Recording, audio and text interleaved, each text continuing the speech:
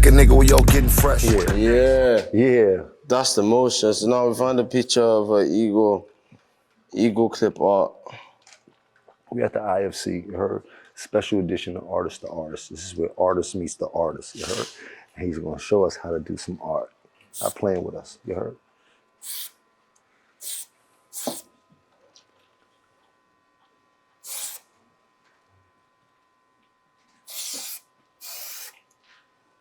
This is crazy.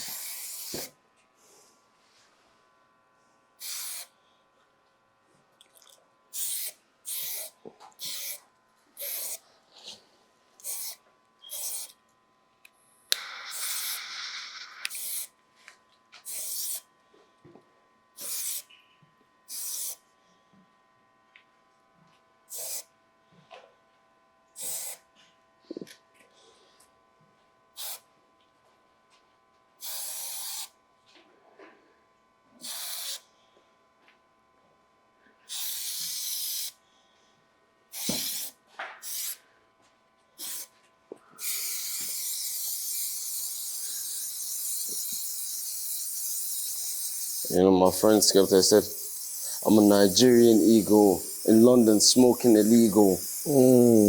Goddamn, boy. Bars. We hit the eagle first. Put another eagle on the other side.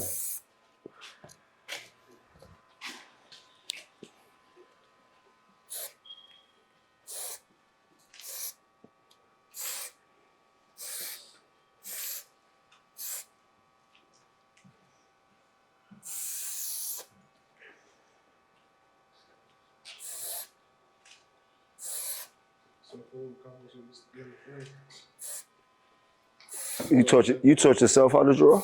Yeah, literally. On drugs as well.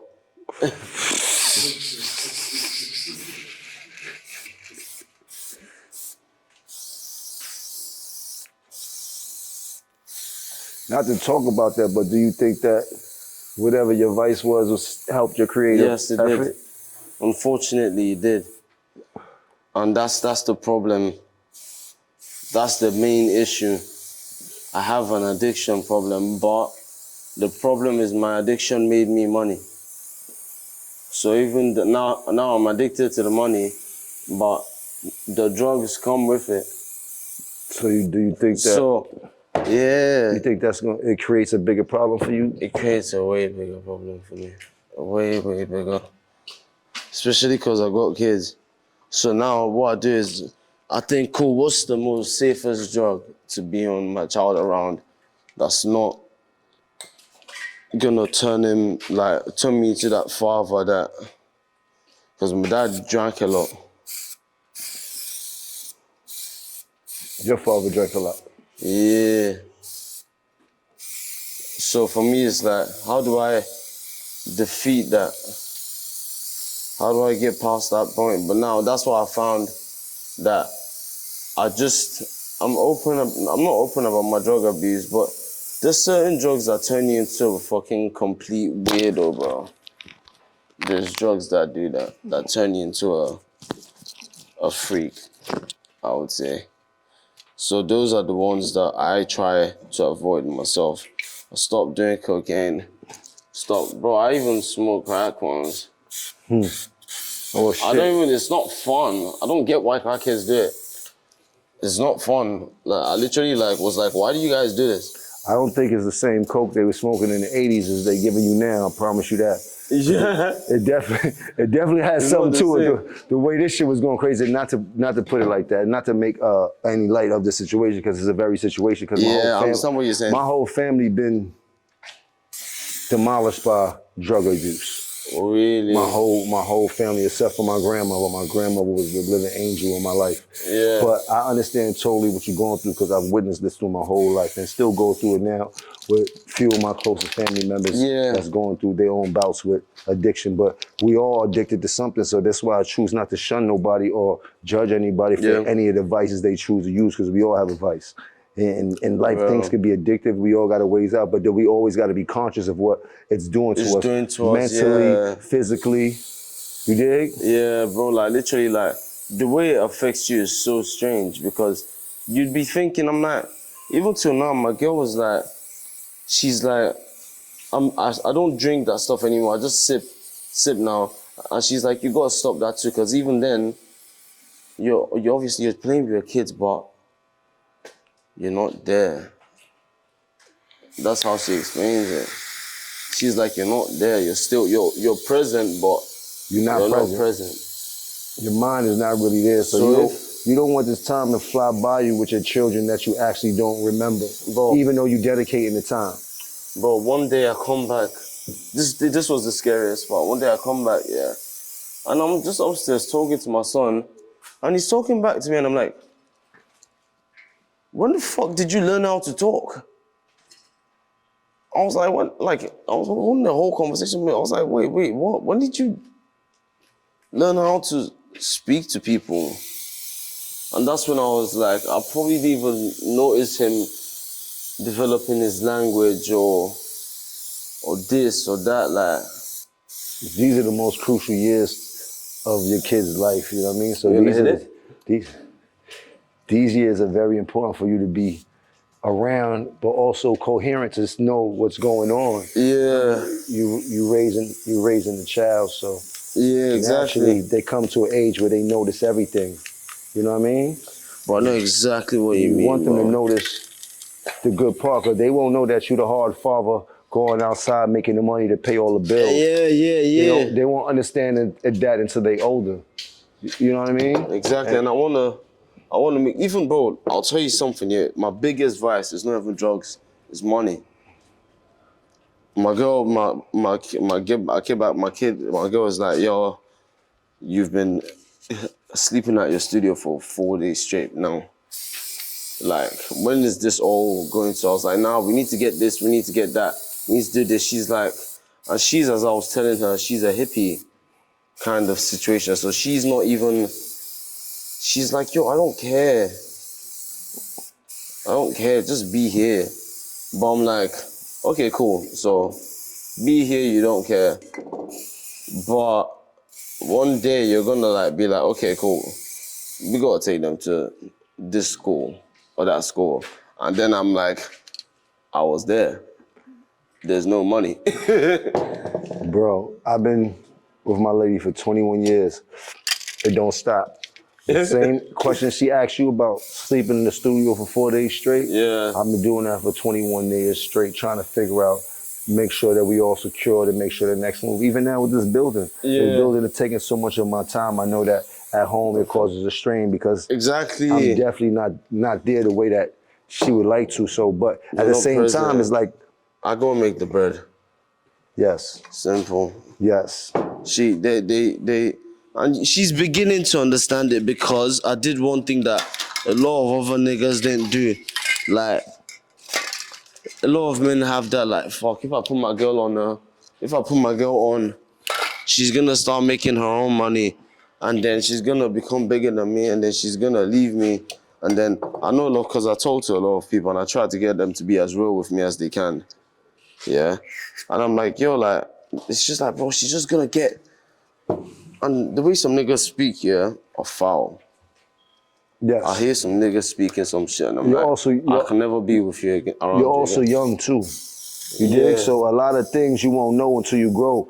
I once was just as ignorant and as foul and disgusting of a nigga when it came to dealing with females. That's natural. That's what we taught through the music, through everything. You heard? But if you got somebody that's been holding you down, you can't let them niggas get in between something that's gonna help you out from day to day. Because the niggas not gonna be there when you get home, when it's time to go to sleep, when you need something. If something happened, them niggas is not gonna come running to your side. So you gotta find the balance. But them niggas are a part of you, they're your brothers. So you gotta take that in consideration too. It's tricky.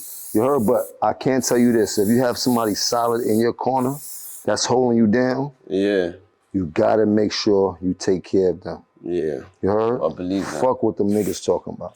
You heard? I had to learn that the hard way. You did? Because niggas would rather see you miserable with them than to be happy at all. Yeah, and you're right, bro. You're exactly right about that. Like, and being in your position of success is not easy having a woman either. Exactly. Bro, you know what? I was lucky to meet. I was just walking around the park, fucked up one day, yeah, and then I was talking to her friend, who I was actually gonna sleep with. I didn't know her then. This was just her friend that like I was looking to just get down with or whatever. And this girl, my girlfriend, just randomly is like, yo, you sound like a capitalist. And that was the first time I ever had someone like check me, like as a woman. So I was like, who the fuck is this? I was like, who the fuck are you? What the fuck are you talking about? Like, no, I wasn't talking to you. And then we had an in-depth conversation.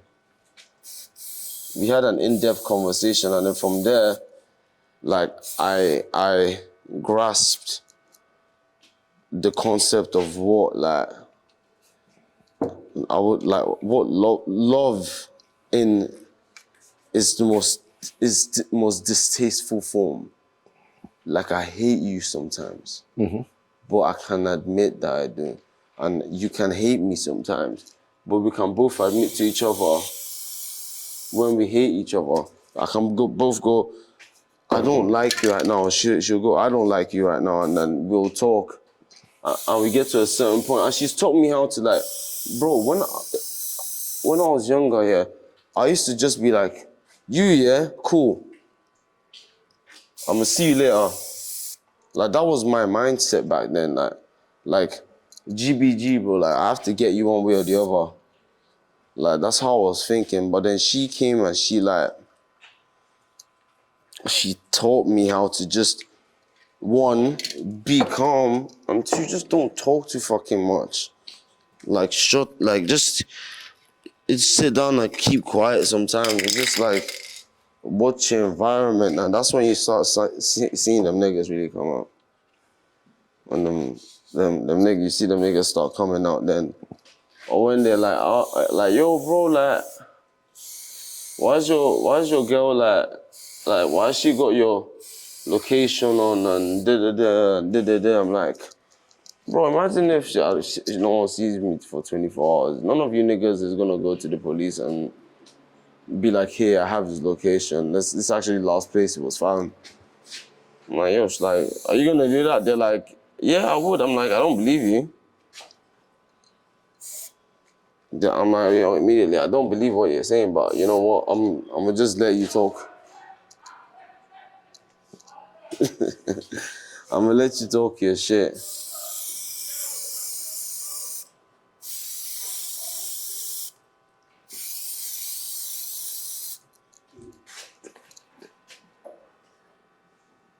No, we good. They just talking loud. No, But yeah, man, like, trust me, I've everything you talking about, I've been through with my niggas and things like that when it comes to when they seen you take position with a female. And they gotta deal with it, you know what I mean? Like, yeah. And they have to be like, the truth is, bro. One thing for sure, if they really your niggas, they're gonna respect it. Exactly. They're gonna treat her with respect no matter what y'all talk about. Exactly. And my friends from Lagos, yeah, they get that. They're immediately like, yeah, bro, like, and they even like, bro, yeah, she should be checking you. You're a drug addict. Like, on some real shit, they're like, bro, you're literally a drug addict, bro. So definitely she should be checking your own shit. So do you think about your business sometime? You think what you're going through with your vices affects your business? Are you on point when it comes to your money affairs or shit like that? That's the only thing that you focus on. Bro, I do drugs till 7 a.m. By 9 a.m. I'm in the office. I don't give a fuck what I've done. I have to be in the office. I treat my work like a job. Like, I really just stay in the studio painting, and like, I will be there no matter what time. Like, if I've gone out and I've sniffed a lot of whatever, and it's like Mike you Tyson, feel me? The way he talk, he's so comfortable in his truth. It's crazy. Yeah, because like, bro, like, I've already, you know what, when you do them type of drugs, yeah, I've already embarrassed myself.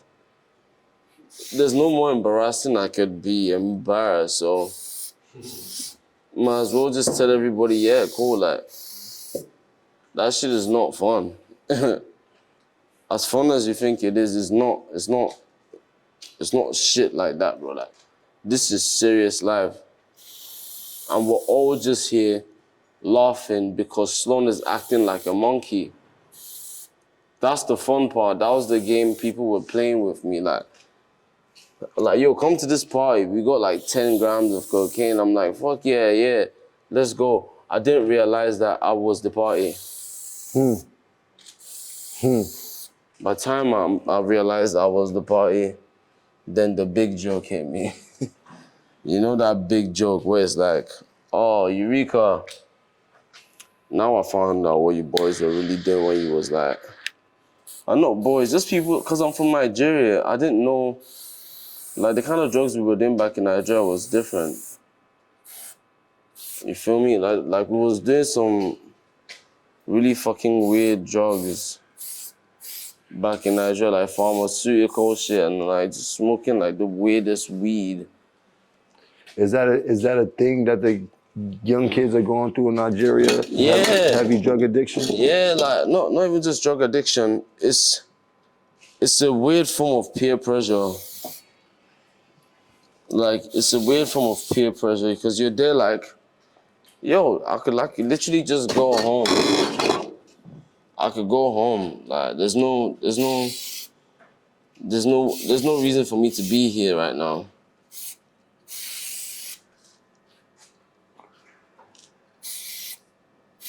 Was it easier when you got out of Nigeria and went to London? Or was it worse? It got worse. It got worse. They fed me way more. I was saying to her, they fed me way more drugs.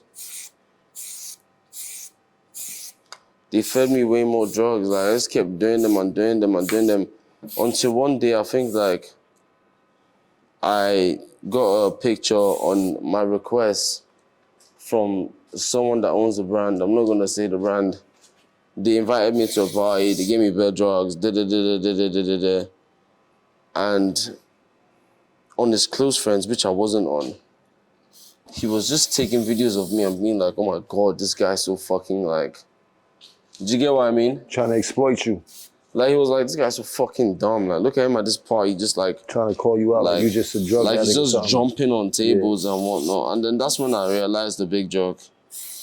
And then I realized the joke was me the whole time. And then after that happened, I immediately just locked in. I was like, yeah, cool, fuck all that. So now who's the joke on? Them. One, they were like, oh, he paints art now, ha ha ha ha ha, lol.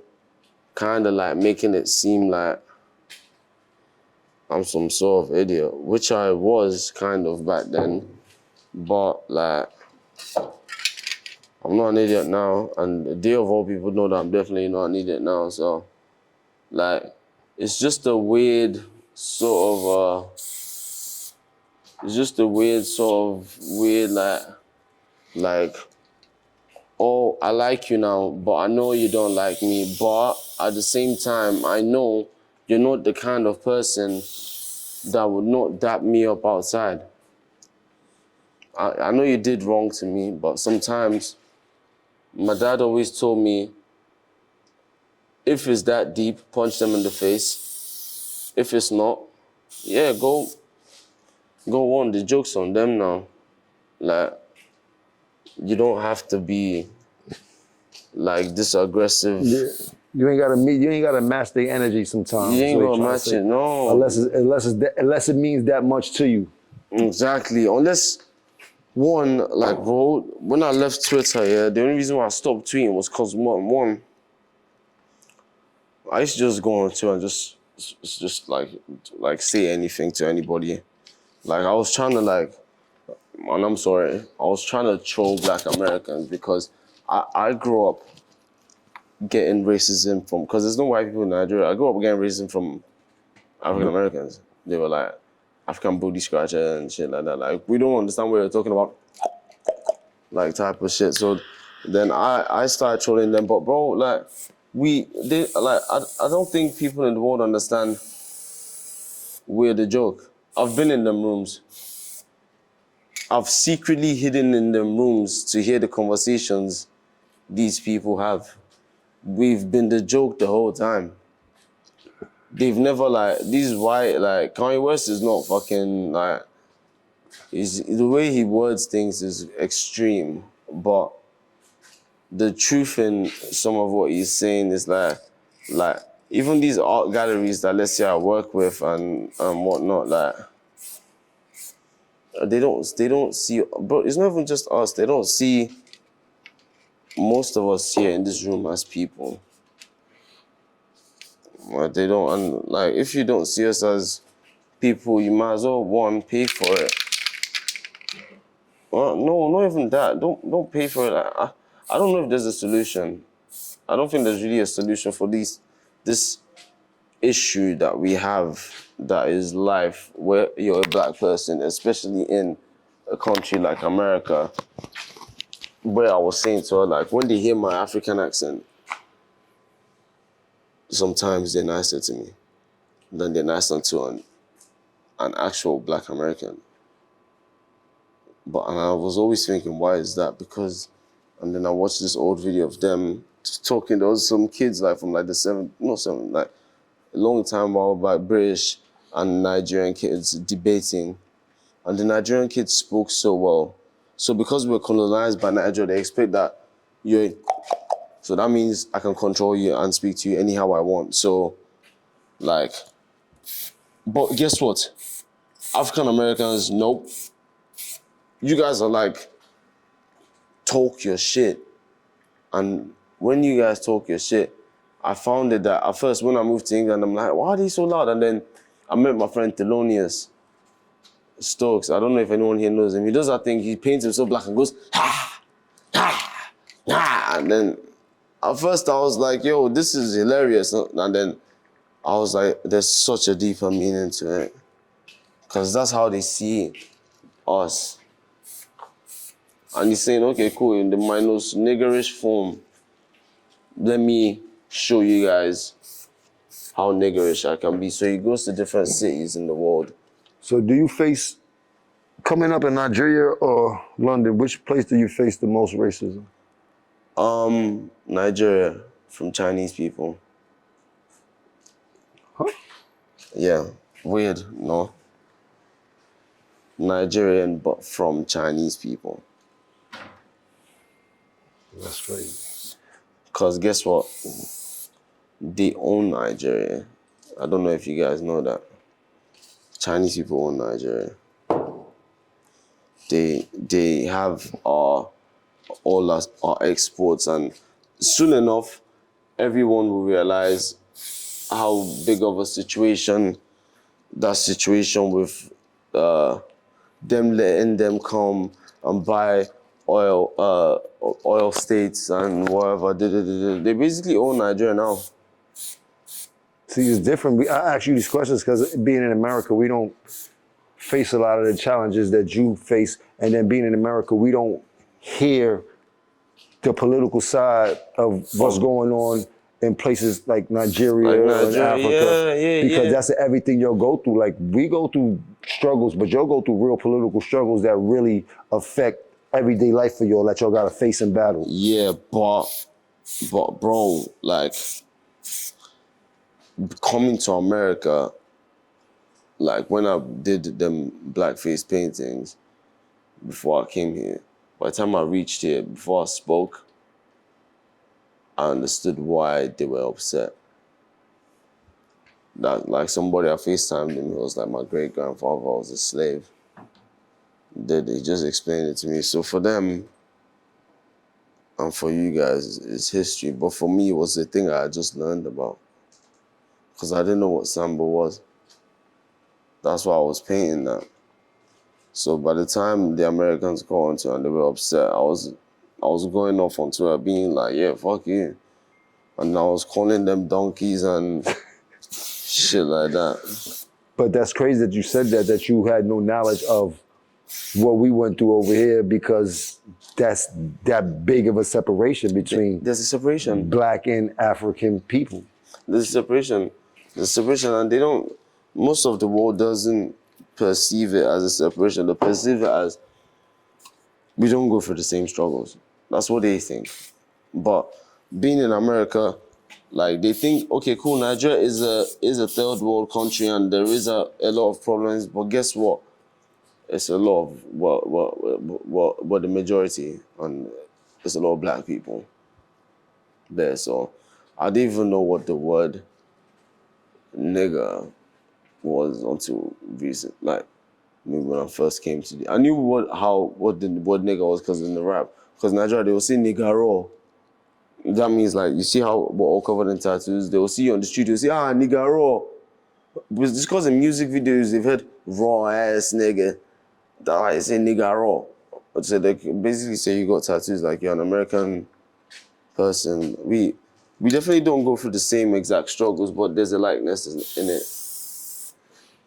So nigga is not something that strikes you as offensive in Africa? In a lot of places, they don't fucking even know why they're angry, why people are angry about that. They don't know. They literally don't know.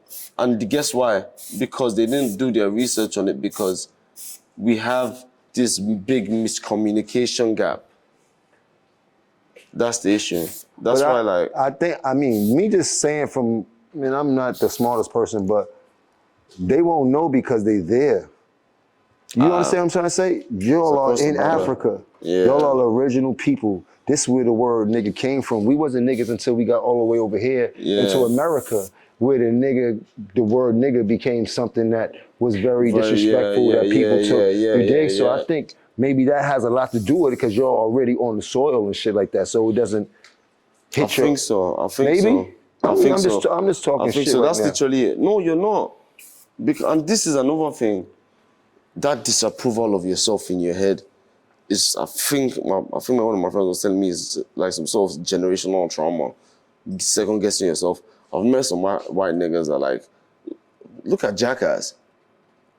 They don't second guess themselves. They just fucking jump. But with us, it's like we always second guess ourselves because that level of confidence already as a Black man, like, it's already depleted for some people. So they're like, you know what, I'm not even gonna try. I'm just gonna watch the internet. The way white kids would just like pop up and be like, oh, I'm gonna be an artist today. Yeah, cool. Dada, what's up? But the Black kid is gonna be like, okay, cool, I have to post on Instagram at this time so that you can get the algorithm right. I be telling them, what I tell you all the time, we gotta just do shit. What I say, Flea? I can't be doing too much talking, bro, because it's never a perfect moment. We gotta just do some shit. We're gonna do some shit and figure it out if that was the perfect moment or not. It ain't no time to be talking about some shit you already have an idea on. Like, it gets to a point, just do it. And then we at a point where everything is business. Like I'm going through with some of my partners and shit like that. Like everything is business. So everybody, oh, let's get this. We gotta make sure we got that. We gotta say like the law is this, and it's like, yo, sometimes doing all that shit, we miss the moment, the momentum, and everything is gone. And by the time we come back with all this frivolous shit, cause everything needs to be in black and white. Nobody is over. You heard? So now I was like, nah, let's do some shit, and we could work through some shit as we do some shit. Cause guess what? If it don't hit, we don't need to even go no further. We're trying to figure out the business anyway. Yes, exactly. But if it hit, it makes us more advantageous for us to get this business done ASAP because we got some shit to do. And that's been my new shit as of the last few months. Like I gotta just do some shit. Fucking do it, bro. I swear to you, like I've never had anyone like try something, and even with Thelonious, the nigga I was just talking to you about, same problem. He's a painter. He paints black Renaissance figures as like you see how Picasso and them used to paint white, like he paints black people like that. Like big Sistine Chapels type of shit. Beautiful, bro. But then he started doing a lot of drugs and they were feeding him drugs. He moved to Italy and his collector, like things kind of went a bit left for him when he started doing drugs. Yeah, hit it, please. Hit it wherever. So it's cool. Like, just like, don't think, as you just said, just do it. Yo, practice what you preach, bro. You just... Where's Ross? Ross, let me get that. Wacky.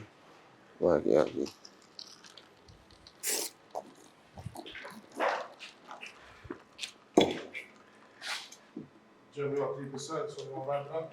Yeah. I think, yeah, let's just have him hit with a couple things, bro. Beautiful. Don't think just fucking... Like, there's no way to ruin it, bro. Because you know what I think? I think the art wasn't this. It was that conversation. Definitely was the conversation. And that's what I spoke to her about today. And that's what I was saying.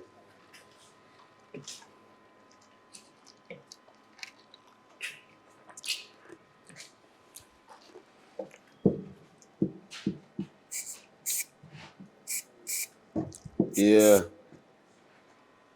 Hit it all over there. I think I like that. You like that. You did that, the polka dot. Hit it all over. Beautiful. Beautiful. Even the way it's coming out is even sick.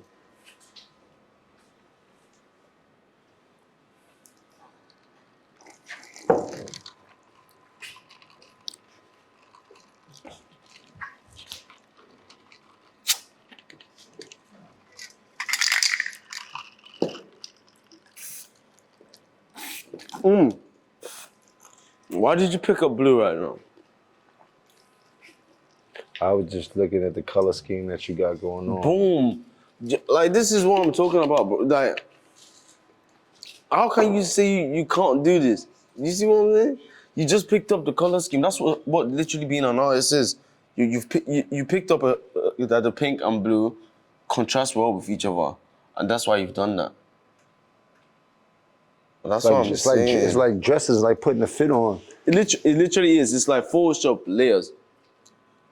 It's all the same The shit. hat to the jacket, match the hat, the jacket, you know what I mean? It's literally all the same shit, bro. No, this was a great conversation, This was a great conversation. When someone has this somewhere, they're gonna have this video and be like, the art is in the conversation and what's it called? You gotta always sign at the end. Usually I just do it. How you sign? I got the markers. We can sign with the markers. Yeah, too. I think we use marker. Hold on, let's sign it. Let's sign. Actual work, the original, not the print. So we drop it for 8 hours. That's the only time you can get it. And then one of the people's orders is not gonna come as a print. It come as the original. Surprise. Boom. Make $1 million. You gotta sign it too. Yeah. Well, you can sign it with the spray. I don't know how to do it with the spray. No, neither do I. I just do it at the back. If you see any of my paintings, I don't. Just do it at the back.